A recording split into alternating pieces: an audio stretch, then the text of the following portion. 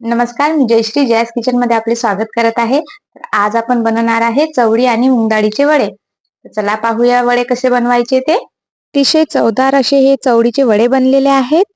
तर एकदा तुम्ही नक्की ट्राय करा।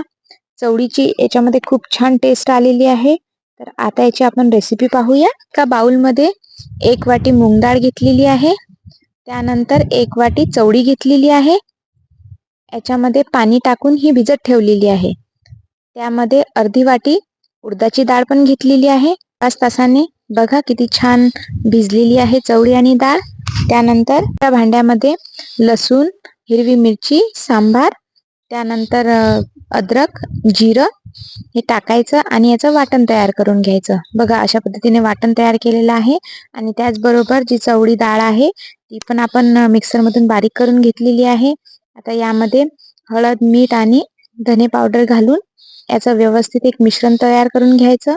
आता बघा या डाळीमध्ये बाइंडिंग साठी आपण 1 चमचा बेसन पण घेतलेला आहे। आता हे व्यवस्थित मिश्रण तयार झालेलं आहे।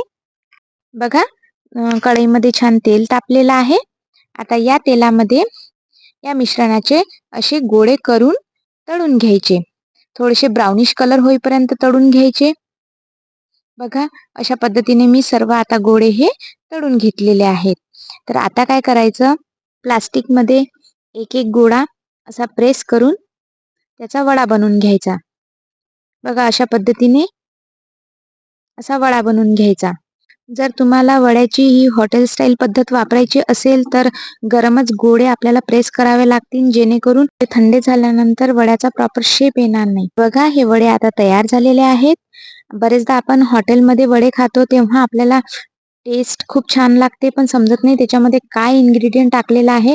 तर बरेचदा त्याच्यामध्ये चवळी ही वापरतात। चवळी आणि डाळीचं कॉम्बिनेशन मुळे वडे हे खूप क्रिस्पी पण होतात आणि खूप टेस्टी पण लागतात। तर नक्की ट्राय करा।